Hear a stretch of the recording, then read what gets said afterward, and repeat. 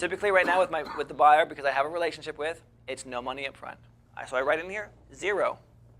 To be paid, oh no, I take this back, sorry. This is your assignment fee. This is the sum right here. So whatever that assignment fee is, that number goes right there. To be paid, blah, blah, blah. I'll show you where this says 0. The effective date of the contract and obligations, you're going to put that date in, which would be the date of this being signed. The assignment, basically it's the contract. Everything that contract states, you're just giving to him. Assumption of the assignee, so they're taking over all the assumptions based on that. So you're completely out of the loop on that one. Number 4, this is where I created this one myself. So number 4 says acknowledgement of receipt and promise to pay remaining balance. So, exactly right. This guy right here.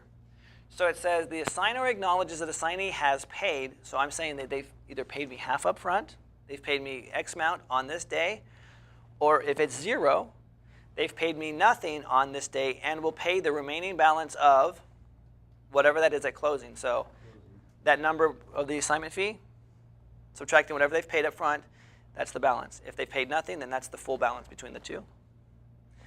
And then I have this in bold. If assignee fails to satisfy the contract as outlined and to no fault of the seller, assignee still is responsible and agrees to pay assigner their assignment fee, and I have them initial it. So if they back out to no fault of my seller for whatever reason, the contingencies, let's say the contingencies were all met and everything, they were satisfied, and then for whatever reason they just said, I don't want this deal anymore, they're on the hook to pay me my assignment fee for this. I get paid, man. Now, I got to sue them for breach of contract and all that stuff if that's the case. But this might have more bark than it has bite, but it's in there. Because when do you get paid?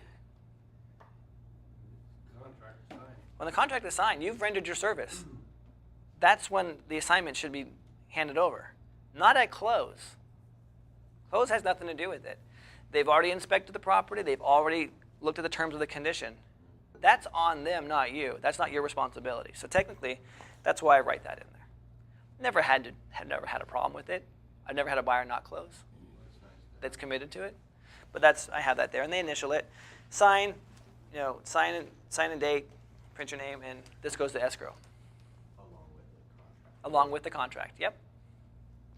If contract's not already there. So for me personally, I'm trying to think if I've ever opened up escrow without having the assignment already in hand. And I haven't. I'm usually marketing that property really fast, or like marketing that contract super fast if I don't already have a buyer. But for the most part now, I get it. Some of you are just getting started. You got to find those buyers. But once you have those buyers, man, dude, it's super simple. I got I have 4. Mainly 3. I have 3 go-to buyers no matter where on my properties here that I always will go to. Just without fail. I'll always. Preference order? Is it kind of what they're looking for? I do have a preference. One guy, I pretty much consider him a business partner from top to finish.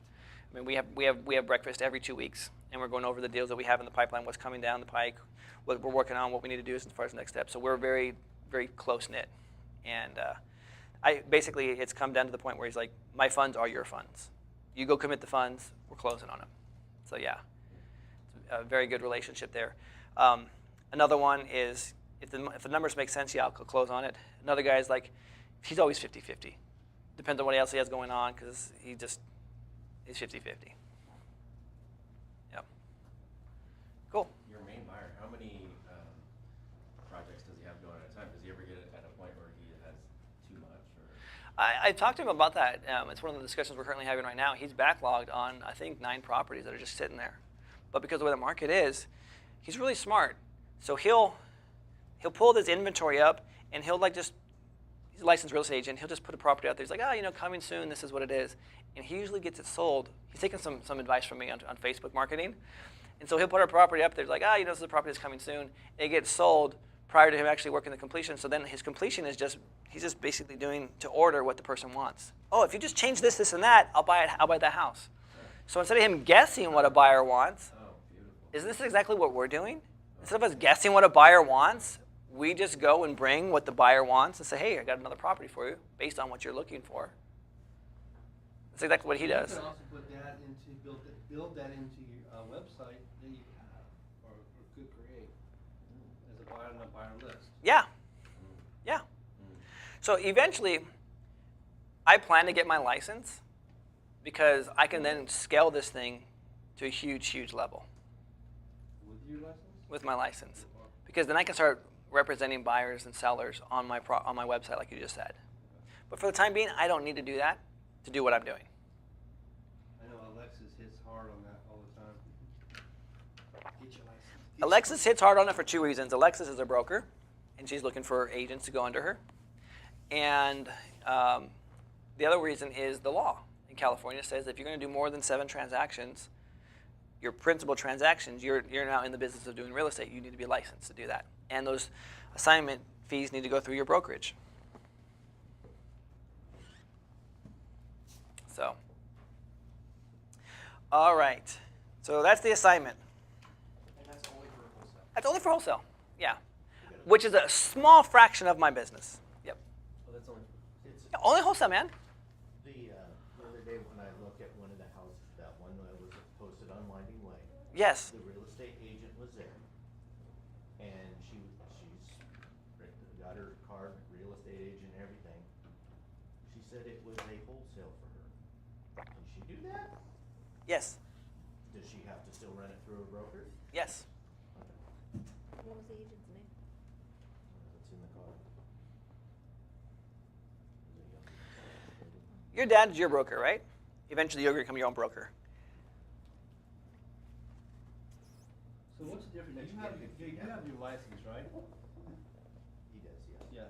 Yeah. What's that? You have your real estate license, right? So what's, I have a friend of mine who has a broker license too, and real estate and all that crap. What's the difference between the broker and the real estate? And the agent? Yeah, agent and More broker. experience and So it's kind of like an apprenticeship. The broker is responsible for everything that the agents do, everything. They have to check all their contracts. They are the responsible part. Okay, so that's the only difference between the two? Well, that's the biggest thing is you're a Chief. you're a student of this broker, or you're Okay. you work under them. Everything you do goes through them. They get paid, and then once they check your paperwork, they issue you a check. It's your first step. Yeah. And you go a couple of years. But You know, another thing too, Gary, is comfort-wise. If you're confident on your numbers and you know that you have buyers that will buy the property at the price that you're getting, just do a double close. sure, double closing. Or close it and then market the property that way as well. Use transactional funding. Yeah. Hold it for more than a day. Well, and that, the first thing that comes to mind is that never close a deal advice that you got. Yeah, never close it until you know you have it. But yeah, that's why I never. So, Yeah. there's one of the reasons why probably you haven't seen me take off as much Mhm. is these roadblocks. Yeah. That I don't understand. That's why I asked you, do you have knowledge about this? Because for me, I'm concerned. Yeah, no, for sure, definitely. So it stopped me from doing some things I. where, I feel uncomfortable. Yeah, and I think it comes down to actually pulling the law up and reading it. Yeah, I tried to look at it for a minute, but I couldn't find it. Yeah, what it actually says. Well, there's a couple things that are involved. It's not just the real estate law, but there's also some IRS stuff and there's some other parts. Yeah. So I kinda gotta dig through all that, and I've been trying to find someone who knows, and I don't know anybody who knows. Alexis does. But she's a broker though too. Well, that would make sense, but I haven't really been able to talk to her. Yeah, she's kind of. She's- Yeah. She's got a pretty good barrier. She does. Around her, and she's not super accessible. Unless you're gonna pay her. Yeah. Yeah, unless you yeah. Put up a bunch of money. Yeah. Well, why not just hire an attorney at that point? No, fair enough. So, and not to be mean to her, she has every right to do that. Oh, dude, yeah. I mean, we all do. So okay. You guys all understand the dilemma that he faces as a licensed agent, correct? Versus what we can do. No. No. Okay. the dilemma. He's bound because he's got a license. Obviously, you have more. He has more responsibility. Restrictions or. Well, Well, he could lose his they hold- license and be fined. Liability. They hold me out as a professional. Yep. That should know all the rules. And so if I do a mistake, and harm somebody, my liability is way more than yours. So I have to. But you also have a lot more flexibility than we do as well. You can go and wholesale the property There's other things. and I not can worry do. about the DRE coming down and saying, "Hey, you're practicing real estate without a license." You're like, "No, I'm a licensed agent." Right. What's the penalty for practicing real estate? $2,500 per infraction. So this is more of a take. How many infractions will you go to jail? In this state, probably never. Exactly right. So I got a buddy of mine. I can build that into my cost of acquisition. There you go, man. Yeah. So I got a buddy of mine that got his hand slapped by the DRE. I mean, let's just talk about this. Pulling down $20,000, $25,000 assignment fees at a time, just crushing it. He's down in the Fresno market, just doing tons of volume. He's closing anywhere between 5 and 7 properties a month, making really, really good money. He's hitting the high-end market. What's the percentage of that in relationship to the sales price, the 25,000? Is that what the problem was? No, the problem was he was doing so much of it. Anything over 7. Anything over 7. But he had been doing it for years, 18 months, before they finally caught up to him. Because the DRE doesn't go, "Oh, one time infraction, we're gonna nail you." They're gonna build a case. So they come back to him and they say, "Look, you've been doing this for a very, very long time." So he comes up to Sacramento, goes through the whole process, scared out of his mind, thinking like, "Oh my gosh, I'm gonna go to jail," all this stuff. Because you hear these horror stories of like how there's like, they have police powers and they can throw you in jail because technically they could say it's a felony, it's a criminal offense, whatever. He comes up, he has to plead guilty because of the volume and because of the law. And the law states that, and I've read the law, and I went round and round with him on it as well. And the law states that anytime you sell a property or you assign a property to the public, it's considered practicing real estate without a license if you do it more than 7 times. And I said, what's considered the public? What if I'm doing it to an LLC? That's a business. It's not a public. He said the way the state interprets the law is that the public is anyone that's not licensed. And so I was like, okay, well, what if the person is a business and a licensed person? So anyway, we're getting into this gray area. What had ended up happening is the DRC says, "Look, man, just stop doing what you're doing. We're going to fine you $2,500, and we're going to fine you on 3. So pay us $7,500. Get on your way. Just stop doing it." So out of all the money that he made, he ended up paying $7,500, pleaded guilty to it, and It goes on his record, though. it goes on his record if he ever wants to become a real estate agent. So can you not become a real estate agent because of that? No. You sign the application. It says, "Yeah, I was fined for practicing real estate without a license. I no longer have done that." So his relationship, his thing now is his number one buyer says, "Dude, it's a marketing expense for me either way. Submit me an invoice in escrow, and I'll pay you a marketing fee for your properties."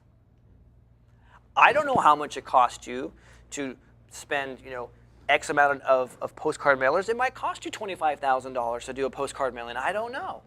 I'm just paying your marketing fee to get this property. And that's how he got around it. So he no longer does that. He has one buyer that buys all of his properties, and he's actually, believe it or not, he's making more money now. He says, when I narrowed down to this one guy, I'm making more money than I was, and I have less headaches and trying to if I'm going to market this thing and all of that stuff. I'm like, dude, that's awesome, dude. That's the last lesson there. Lesson learned. So, your assignments go to know who you're going to be who are you working for, basically. And I hate to use those terms, but you are developing the relationships with people, and these relationships are going to pay dividends, man. Multiple dividends. Like the one guy that I have breakfast with, he basically said, "Ryan, my money is your money. It's private money anyway. It's not even his money. It's private money." He says, "The money that we have available, go find us more property." Every time I have a conversation with him, he's like, "Hey, do you have any more property?" He knows we're doing this training. He's like, "I'm happy for you. You're doing this training, but I'm I'm not happy. Because it's taken a lot of my time to develop this. I mean, I devoted 10 and 12-hour days for almost 2 weeks when I decided to do this, and I put my personal prospecting on hold. And so he was like, Pissed off. he is. I have breakfast with him on Tuesday, and he's like, I'm happy to hear about how it went down, but I'm also happier if you can tell me that you have a property for me on Tuesday that we can pull the trigger on. I'm busy on Monday, darn it. Monday I am. You saw my VA was working on finding some properties for me on Craigslist, so I'm going to be scrambling. Probably won't have it ready for him on Tuesday, but by the end of the week I'll have another property for this guy. So these relationships are key in doing this business. And that when it comes to wholesale. Now we're going to get into the nuts and bolts of why you really came here, because Skinny Deals is what it's all about. Okay, opening escrow. So you want to provide the title company with the signed copies of the contract and the assignment agreement. You want to provide the title company with the contract info of all parties involved, so you, the contact for you, the seller, and the buyer. You want to let them know that if anyone has any questions during the process, that they can contact you. You want to provide exceptional customer service. I cannot overemphasize this enough. In my mind, I was naive enough to believe and to think that title companies would be the service providers. These guys have created a market for themselves. They've inserted them into the deal, and they're like, all we care about is you paying us our fee for title insurance. They do nothing when it comes to customer service. They screw your deals up. I mean, our deal, we almost lost this deal. They disclosed so much stuff they should not have disclosed to the sellers. They caused heartache for the seller. They refused to give the guy the check that he requested, refused to do anything for us. I mean, it was like a nightmare. So my title company here in town, bless her heart, she gets busy. We use one agent, and she gets very busy, and sometimes she's kind of scattered. And she might not get back to you for like a day or two, or sometimes 3. And it's your responsibility to be this person that's going to hold hands to both the seller and hold hands with the title company and make sure things are happening smoothly. I cannot tell you that if I drop the ball with my title company and make sure that things aren't moving smoothly, I run the risk of losing that deal because the seller gets freaked out or is like pissed off because we blew past a deadline or something happened. So you want to provide exceptional customer service when it comes to these wholesale transactions. Have you had to do their job for them? As far as what, like pool title? Get the payoff amounts, call the banks, That is so funny that you should ask that. Because they don't do it. I'm like, you're killing me. Now, is that I'm the telling thing you, you can't find a single lazy title title agent? company. It's I'm not the title paying you company. to do this, and I gotta do it. Agent. It's the person you're dealing with is lazy. Let me see if I actually have this email. What was Adam's last name? I've checked it out very deep. Which company was that? I don't know. First name, James. Was it James? James. Okay, so check this out, guys. If The you find a Nick- good escrow officer, Here it is. they're good. It works for, First name. no, North American. But he's down at their Bay Area office and he doesn't. Well, he started in pulling records. My mom taught him how to pull records in the county. And doing title searches, and that's where he started. And, now he's up there. It's a very good skill to know how to read all of the documents and run title. So, I wanna see if my mom remembers how to do it, just so I can take her up one day and. I bet she does. I bet she could write that. Because, I mean, she worked for Liberty Title and for, I mean, their loss when she started, because she was finding all these things. he basically says, so this is, I have the email right here. I've pulled it up. We had a deal that was supposed to close. And the person, it was a probate estate. She died with the property in trust, and she was a hit and run. I think I told you about it. She got hit, was in a coma and died. So she's the only one that's authorized on the loan to do this. You guys understand like authorizations, right? You call the bank and they're like, oh, this person, you know, you go through the authorization process or authenticating process where you have to get the last 4 of their social, you have to give the loan amount and all this stuff. Yeah, all that stuff. So this title company didn't have the last 4 of the social, didn't even have the loan number. Did they have the loan number? I can't remember. No. No, nothing. No. That's right, because I had to get it. Yeah, we had to get it for him. And we knew the bank. That was it. So I'm at Disneyland. These guys are scrambling down there, trying to get this thing to work out. And I get this email from this guy, a flippant response. He's like, I don't know when this is going to close. We can't get authorization for payoff. Might never close. Indefinite. And I'm like, are you freaking kidding me right now, guys? Are you? I was so pissed. I was so pissed. Well, he calls me up and he says, I've called the bank and there's nothing I can do. They won't cooperate. We just can't do anything. He says, I tried. I was so mad. So I wrote him back. I wasn't angry. No. You can't get angry. You know what? I was pissed, but I never got angry with this guy. No, it is very different. It was nice. So I said, good morning, James. The trustee spoke with B of A this morning and ordered an expedited payoff demand for the to be faxed to his fax number. They said they would put a rush on it and you should get it tomorrow at the latest. They were hopeful that because it was early enough in the day that you should, shut the power off. You should get it today. Let me know if you need anything else. And he wrote back and said, where's it at? Great news, thank you. That was it. That's all I got from this guy. So you got the email from him, you just went in and solved the issue, and then told him you solved it. How do you solve the issue? Person's dead. You don't have her social. You don't have any information. What do you do? Well, who's in charge of the trust? The trustee is, but that's not on file. And we don't have an affidavit of death yet because you guys are scrambling trying to get a death certificate. Did you pretend you were somebody? So I pretended to be the lady who was dead.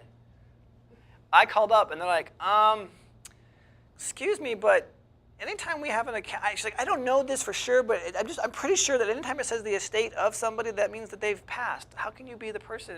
Click. I hung up, man. But it tipped me off that, oh, okay, they already know this person's dead. I called back at the phone center, go somewhere else. Now, here's where TLO comes into play. What does TLO tell you? Social Security. So when you go and it says, please enter your loan number, I don't know the loan number. But guess what I do know? It's a social. I can get authenticated by the social. Now, guys, this is a gray area here. I'm not advocating that you guys commit this fraud and pretend to be somebody else. But in this particular situation, the house was going to the bank. She was dead. The children wanted the property. The trustee was how old is the guy? 70? Almost 80. An 80-year-old man who wanted nothing to do other than just to help his kids out.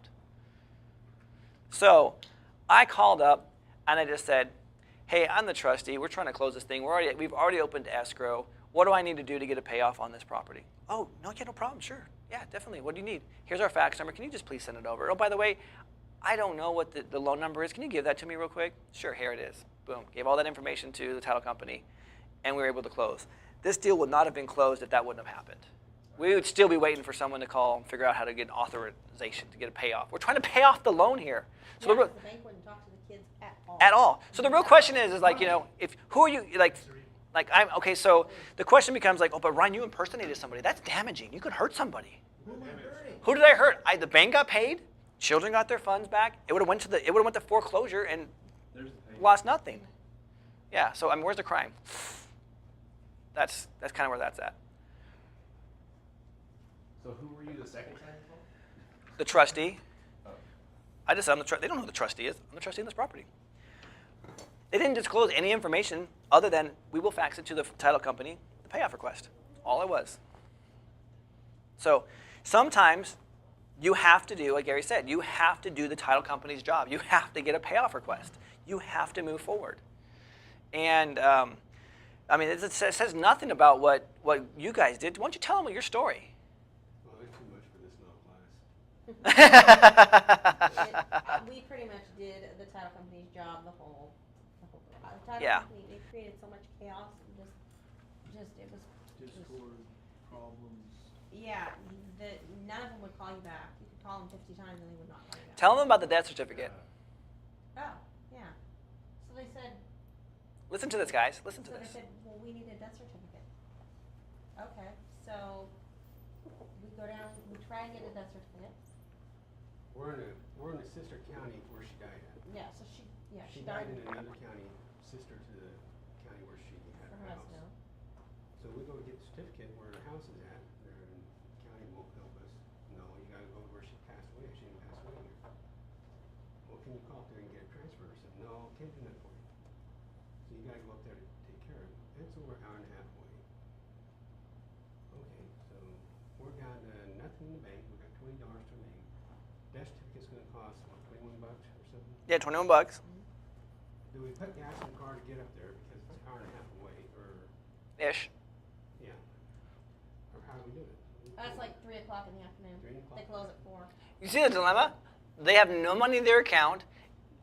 What money they do have is going to cost to get the death certificate, but how are you going to get there if you have no gas? Oh, title company's right down the road from the county. Next office. door to it. Yes, next door. They couldn't go over there and get it. They said, well, if you go up there and get it and have it waiting on the counter, we'll walk over and get it, but that's all they could do for us. Yeah. So what do you guys decide to do? So we overdraw our bank account, put gas in the car, run up there, write another check to get the death certificate, and walk it over to them. Well, first they said, oh no, you're not family. You can't have the death certificate. Yep. Really? Public record. Exactly. No. Oh, and then they said, well, we close at 4, but you can't. You can only our windows only open until 2:30, or 3 o'clock. And we're in Visalia, an hour and a half away. We were like, oh my gosh. And this was like Friday. Yeah. And yeah, and then the The family. trustee had to go up and get the death certificate. Though. Yeah. The trustee had to go and get the death certificate. So you the trustee, went up there and- Family entrusted us to do it, didn't they? They sure did. Yeah. Yeah. Meanwhile, the family is texting and calling us like all day long, like, oh my gosh, is this gonna close? Because they had a court date. On Tuesday. On Tuesday. Yeah. They were the crazy aunt was trying to take the house from them, Yeah. even though she didn't have any. No standing. It got kicked out, but we didn't know it was going to get kicked out. Yeah. Because there was a will first, and then the trust. Oh, there was a trust and the will was filed Yeah, afterwards. yeah. Yeah, yeah. We walk that thing into the office, give it to them at the recorder's office, the Yeah. title company. It still took another week and a half for them to close. Yeah, it was ridiculous. Yeah. Isn't that crazy? The trustee made some phone calls to B of A. The trustee went inside and got the death certificate. So sometimes in this business, yeah, you have to, in order to get stuff, pushed through, become creative. Do what you got to do. Yeah, and then Nick says to me, "Well, just because you have a date written on there, we don't have to close by that date." Yeah. He says we can close whenever we want. Yeah. I know I was already. Our contract Thank you. in their eyes means crap. Yeah, he told us that. We close when we want to close. Your contract has a date. It's like, We'll blow past that date because we're not ready to close. That was his attitude the entire time Yeah. we worked with him. Can you interview them like before you hire them? No, the buyer who we. Yeah, sometimes the buyer picks it. That's what happened. Choice Yeah. Who you're working with, and if you wanna get So- it done, you've gotta do all the work. You got to do that stuff, guys. They act, as if. They're above the law. Well, you can turn around and file an action against them for, money. At this point You'll have a tough time. we would never use them again.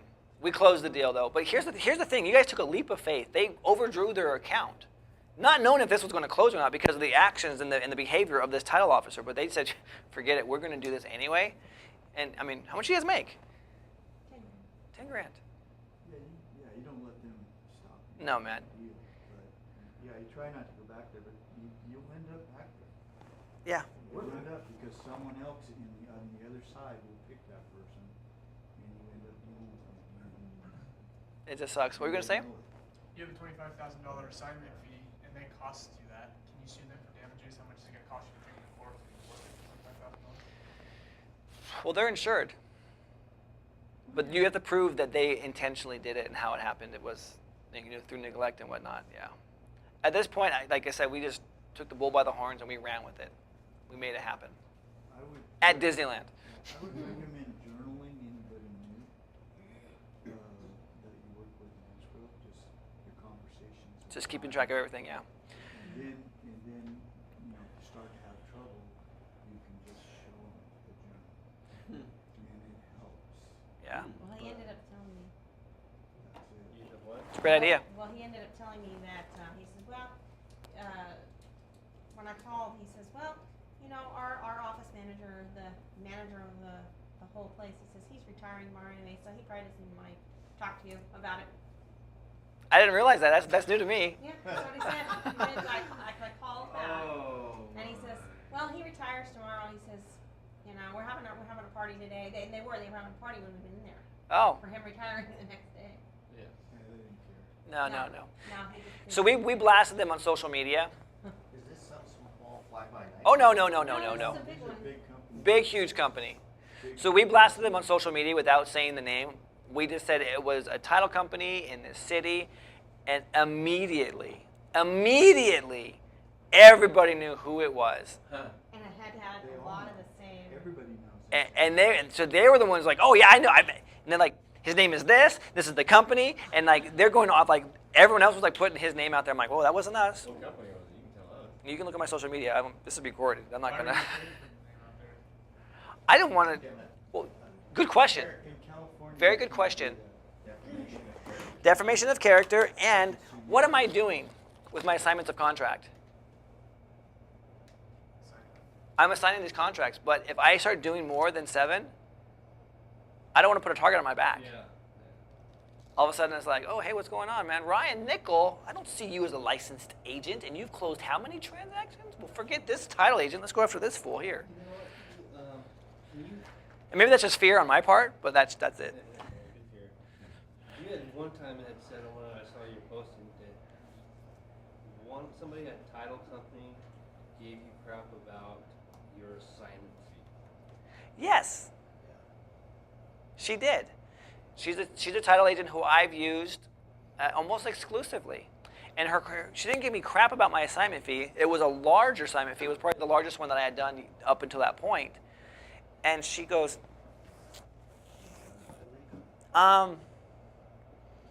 this is a lot of money.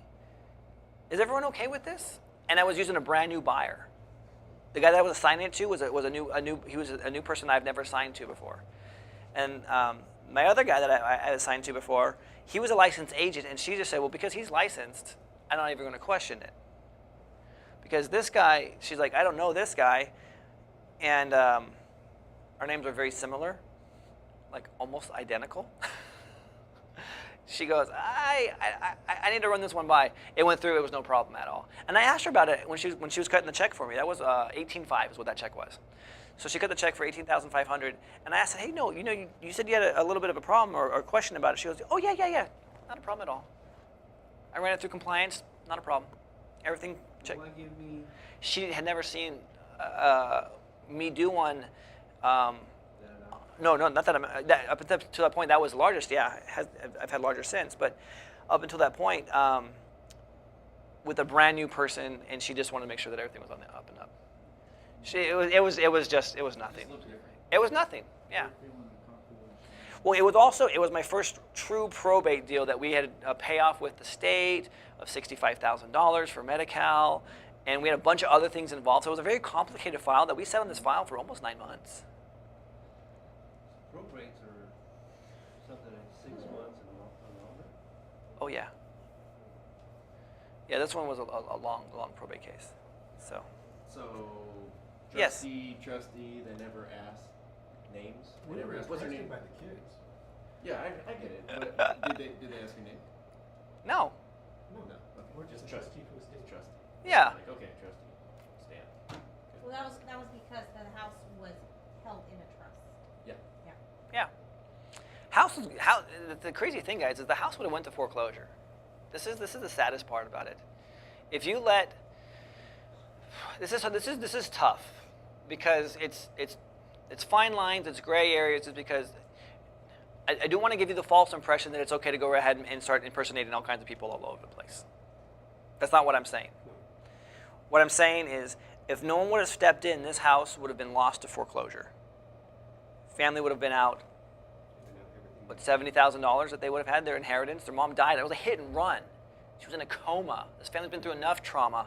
The aunt, a crazy squirrely aunt, is coming and trying to steal the property in probate so she can tie it up even longer so it does go back to the bank because she doesn't want any of the kids to have her sister's house. No, crazy stuff.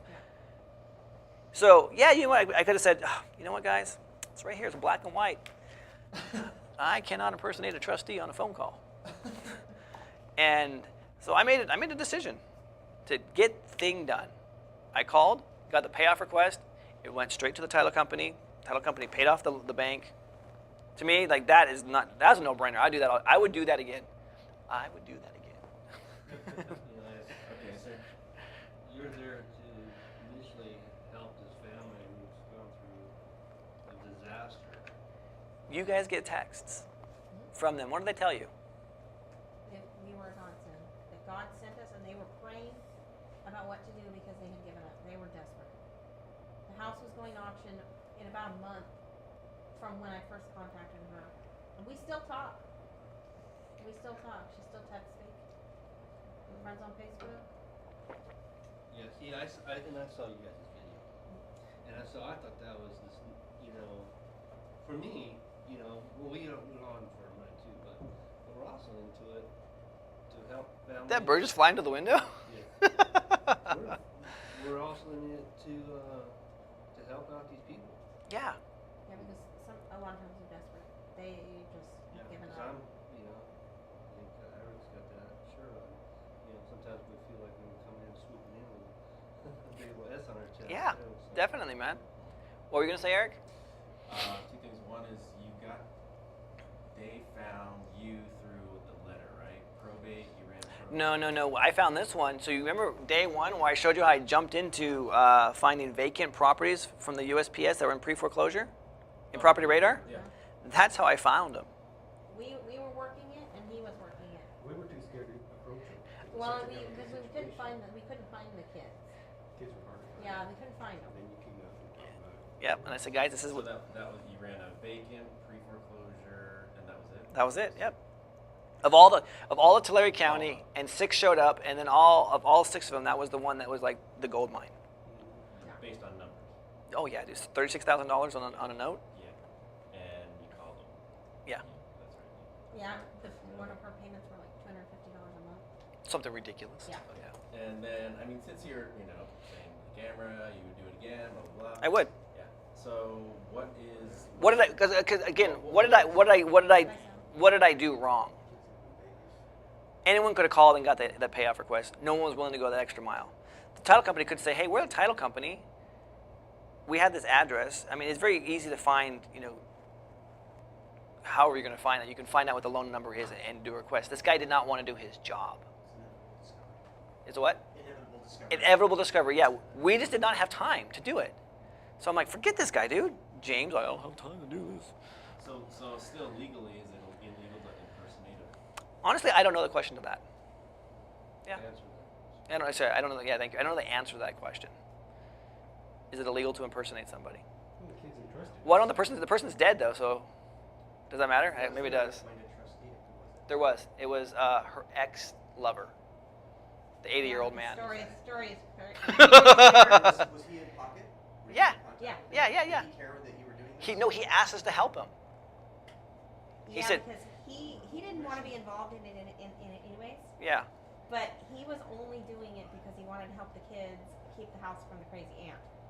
Whatever we had to do, he said do. Yeah, he's 80 Yeah. years So old. I don't. That's what I'm saying. That's the case. Like I don't even worry about it. He didn't want Yeah. to be involved. He's like, I'll sign papers, whatever you want me to do, just leave me out of it, tell me when to sign, I'm done.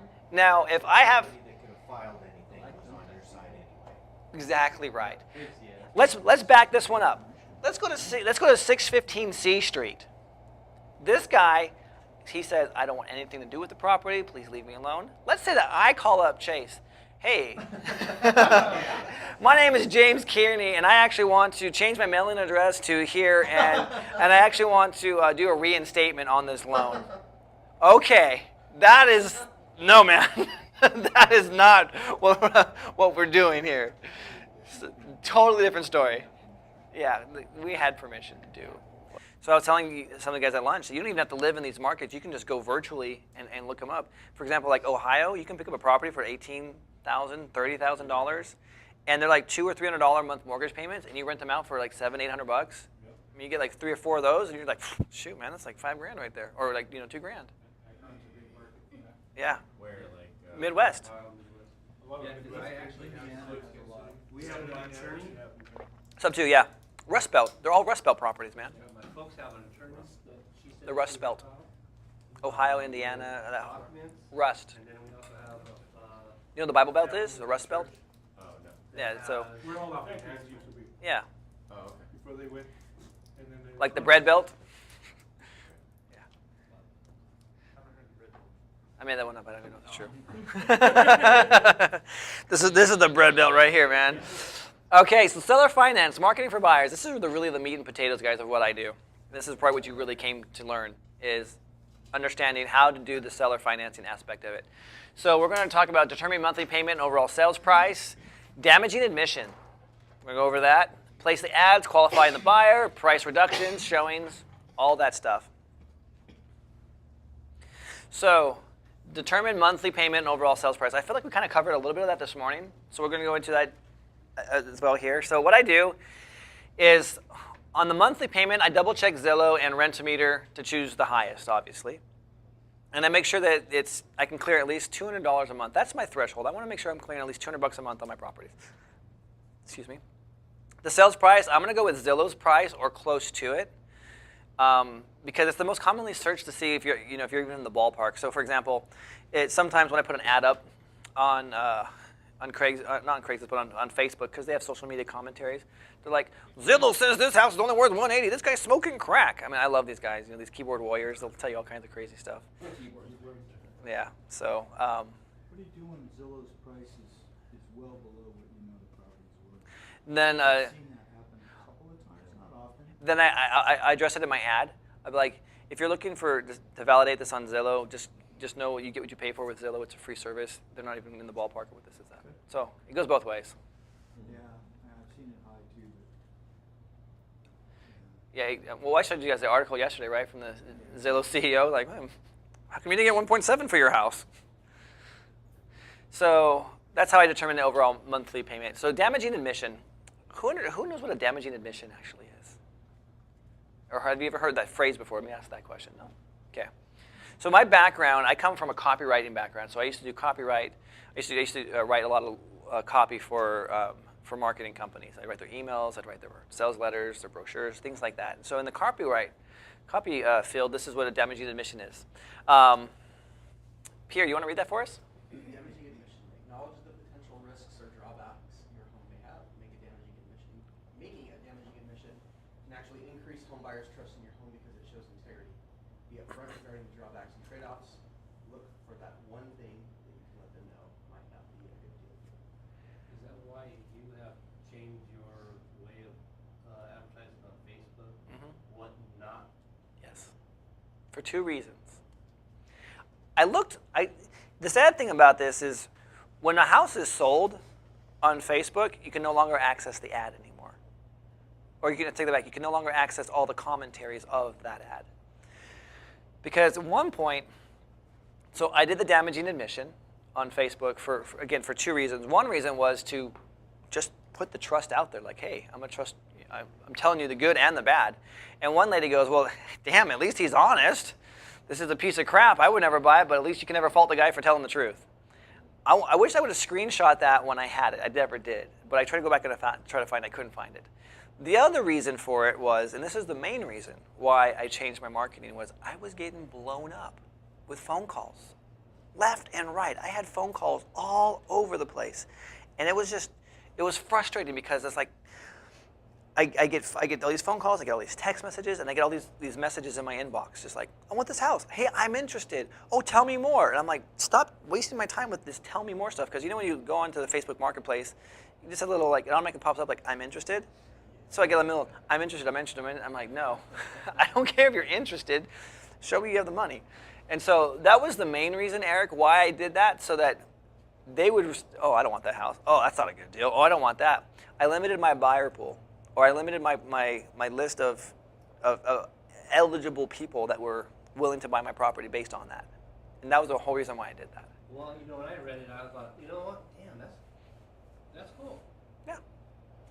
So I have a realtor who's married to a realtor. So these two realtors. And I don't know, if two realtors get together and they have a baby, what do they have? I don't even know. A broker, there you go, yeah. We're going to put the two people together.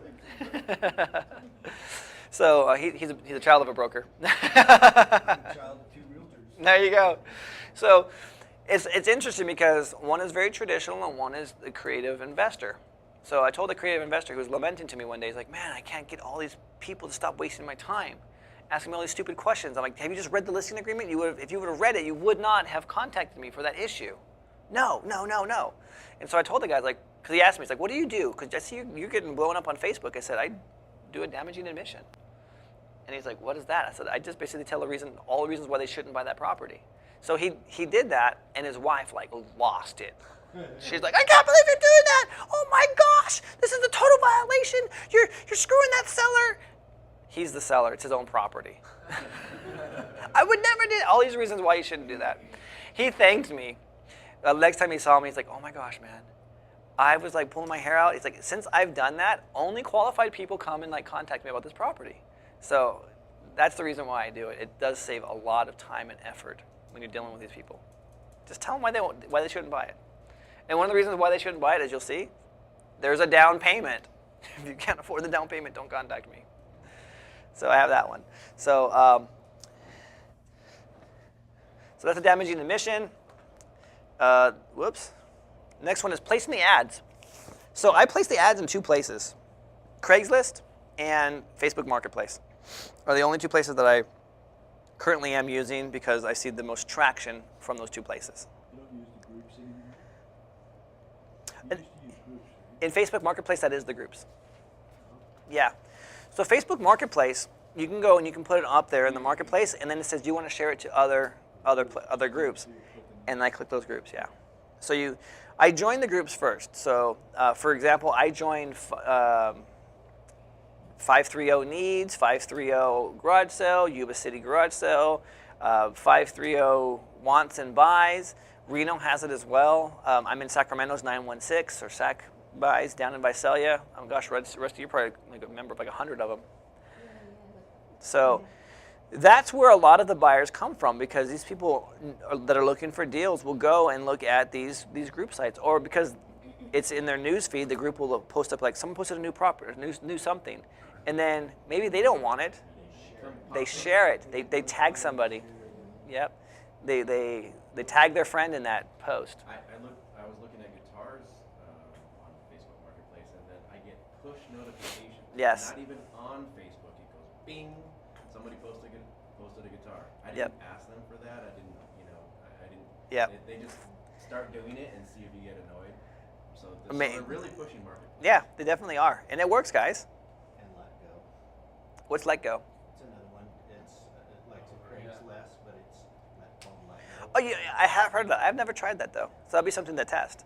I think for the most part, until the masses get behind it, Craigslist is where a lot of people go to shop for, I need a rental. Where are they going to go? Craigslist. If they're looking to buy a house, Facebook Marketplace. So what does the ad actually look like? This is what it looks like. And so you can see it's a nice, rent-to-own, fixer-upper, Oroville. And we actually have that here. One of the things I was going to ask you. Yeah. You said this before, and I apologize if you said it, is some of your postings, the verbiage you use, is it okay to go ahead and use that basically? As far as what? As posting ads? Like, if I could take, Can we plagiarize what you wrote? I've given you copies in your guys' things. They're free to use. And I've given you multiple examples of different ads over my time of doing this. So you can pick and choose what you want to use it from. So yeah, of course, they're there for you. And as far as wording goes, check this out. So, I use the front of the house as the first picture that people see because they want to know what they're buying. But I also so when I'm talking to sellers, I use the word property or house. But when I'm talking to a buyer, I use the word home. More personal. I want them to have that emotional connection. When I'm talking to a seller, I don't want them attached to it at all. That property's okay. Be like, instead of saying like, your home's okay. You got insulted their grandmother or something like that. So the actual text itself here, the body of the ad, let's take a look at it. You guys want to turn to page 29? So I got this particular ad example here is me getting mad at people calling me a scam artist because it happens. You're a million times, and I'm the scam. I'm this loser that's just taking advantage of all these people, and I'm taking their money and I'm running and stuff. It's funny because previous buyers have now come on to the like, oh no, I bought a house from him. He's legit. He has a lot of properties. Yeah, they're tore up, but he has a lot of properties. So that's starting to come into play.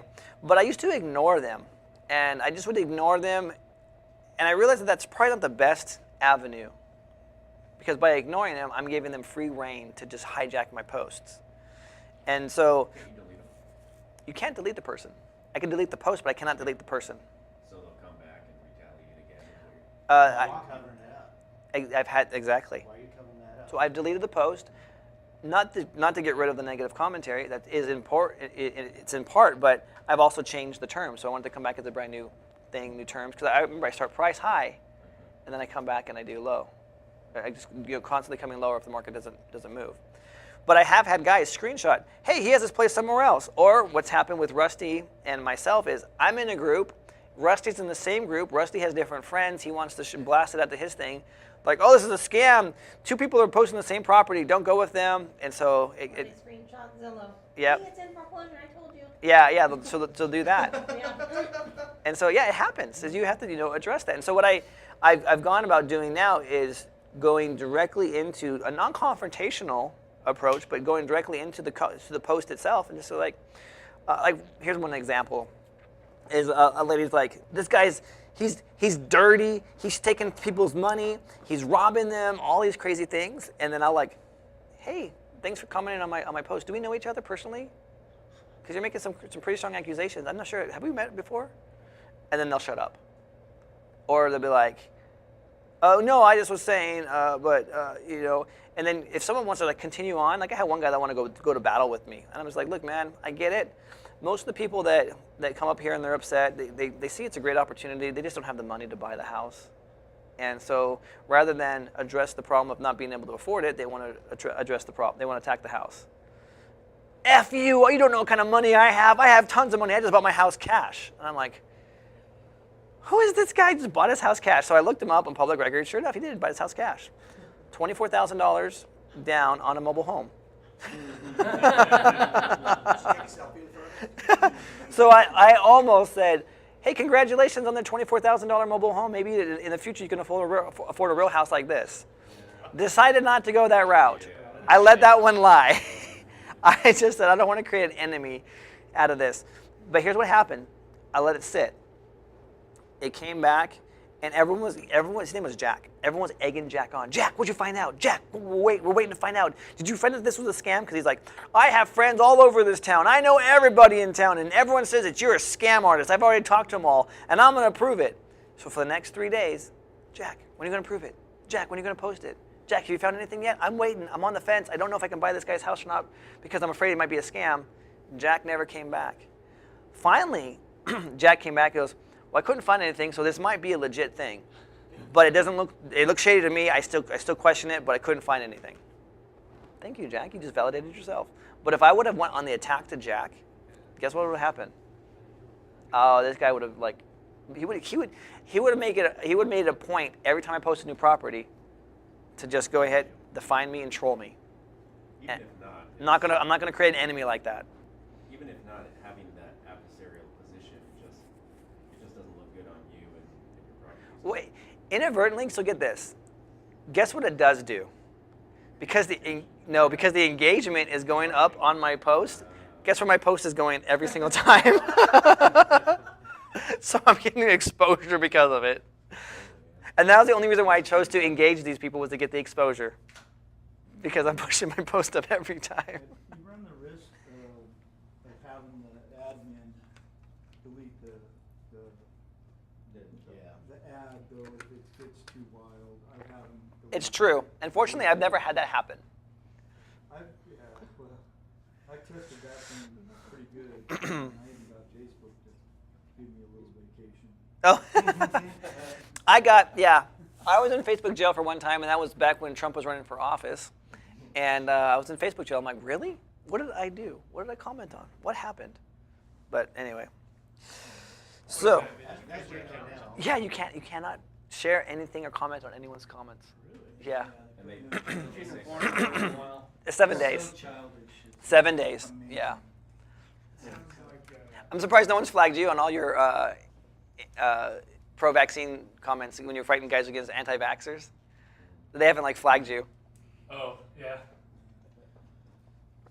I welcome debate, but some guys get their feelings hurt and they don't know how to take it, so they go and they flag your account. I'm like, dude, come on, man, grow up. Have a grown-up conversation. Same thing goes with your houses. So let's read this text here, and you're gonna see this text. I purposely put it in here so you could see. I was getting sick and tired of them calling me a scam artist, but I was also not doing anything about it. I was sitting on the sidelines, so I thought I would combat it with my passive-aggressive approach on my post. Actually tried to look up that last night, the Facebook. That video, both videos are there still. Yes, they are. I was okay, I couldn't get to it. Yeah, I pulled them up because I downloaded them. Okay, so last night when I tried, Yeah.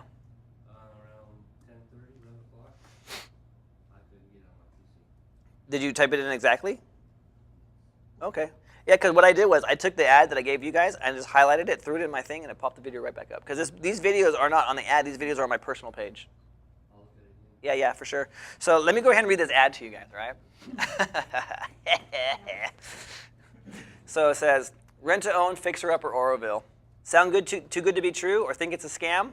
Yeah, we get that a lot. It didn't stop us from helping families obtain the dream of owning a home. Plus, we think we're in good company because Jesus had haters too. So I threw that one in there. Here's a recent video of a woman who just bought one of our homes for her family, and then they can click on it, and I'm going to show you this video. If you ever wanted to own your own forever home, but didn't have the credit or think it was possible to do, or for you to, this can be your home. This is your chance for you to have a home to grow old in, raise your kids in. This home needs a little cleanup and work. If you're handy and don't mind fixing a little, or know someone who can, this is the home for you. If you're not handy or don't know anyone who is, then this isn't for you. Here's a video walkthrough, and then I'll show you this video walkthrough just as well. This home is 2,000 square foot in Oroville, 3-bed, 1-bath, 6-bed, 1.5 bath if you finish the basement. The lot is 0.17 acres, 7,400 square feet, built in 1963, address, purchase price, down payment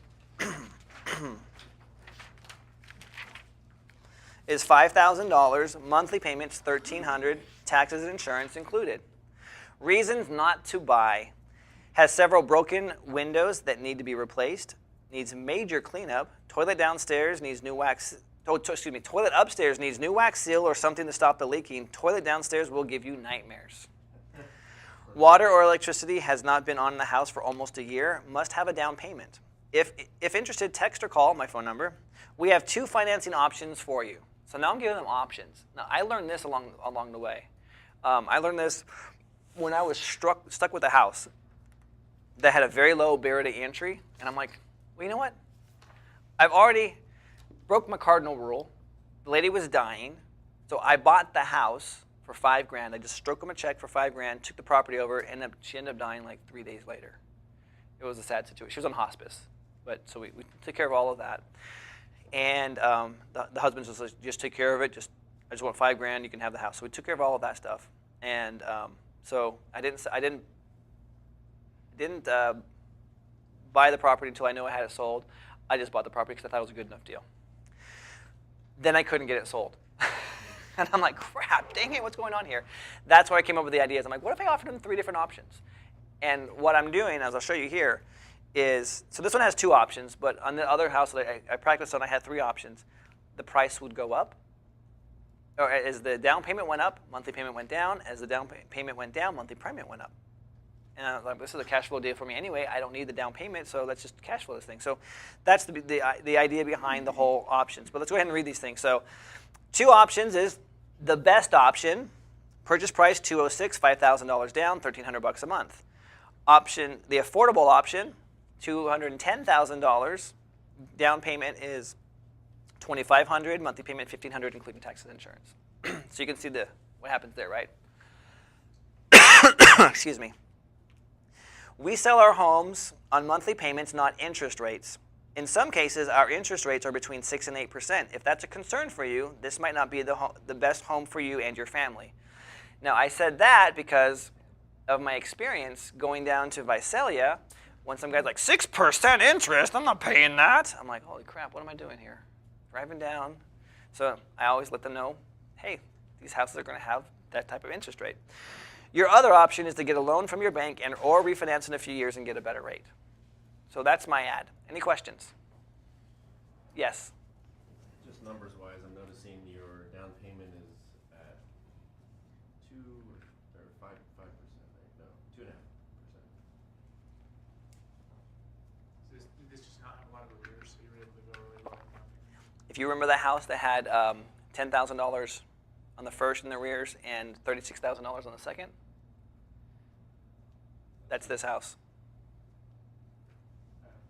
Yeah, so this one had a lot in the arrears. It was $202,000 is what was owed on it, everything. So how'd you get away with 5,000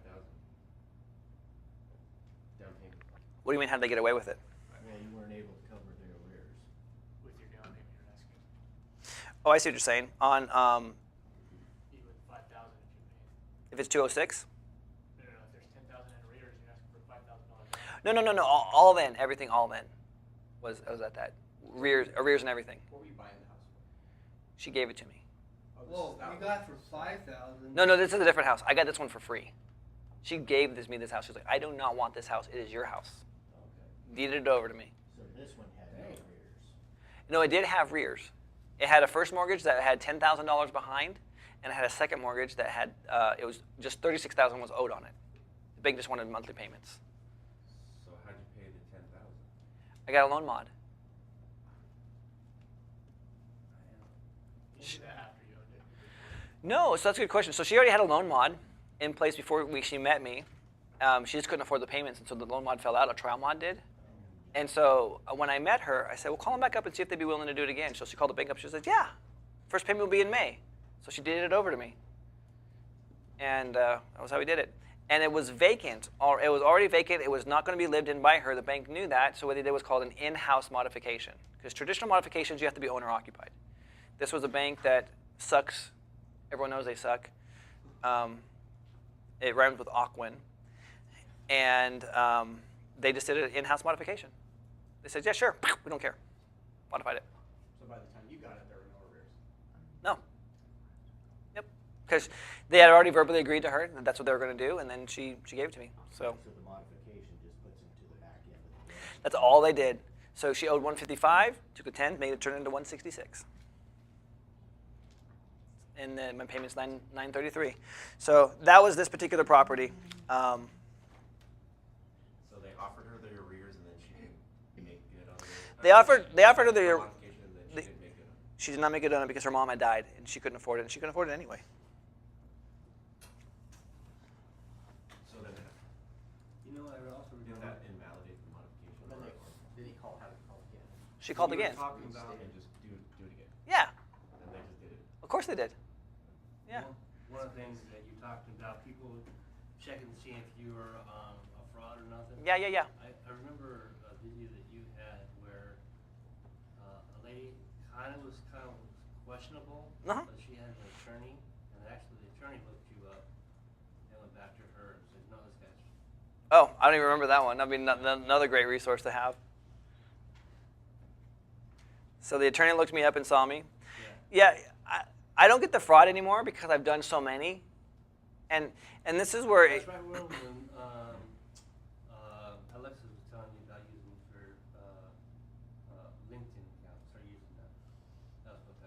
Oh, okay.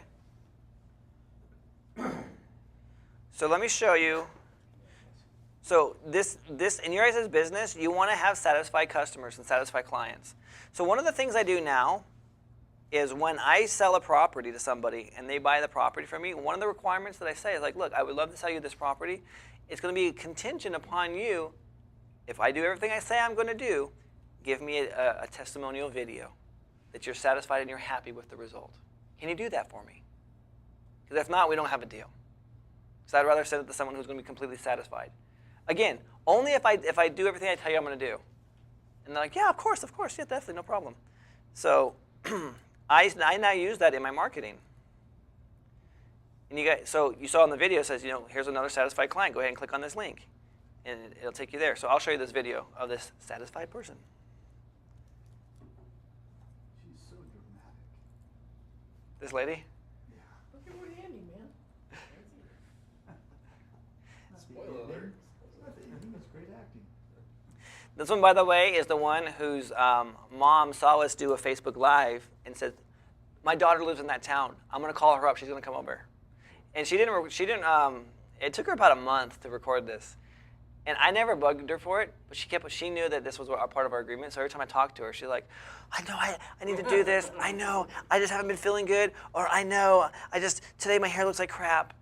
And then so finally and I'm not pressuring her at all. And so finally she goes, okay, I'm gonna do it today, all right? Just leave me alone. And I'm like, I haven't said anything, It's all this pent up pressure she's put on herself. That's just a verbal agreement, right? Not written.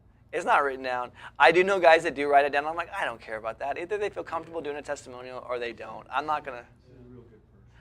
I could not be happier. I couldn't be happier for the way that she did it. I'm like, dang, for someone that told me that she sucks on camera, I was like, this is pretty darn good. Shoot, where's it at? Oh, here it is. It's just taking forever. Oh, you know what? Let me turn this guy on. Have you ever had someone say no and turn down the deal? No, I haven't.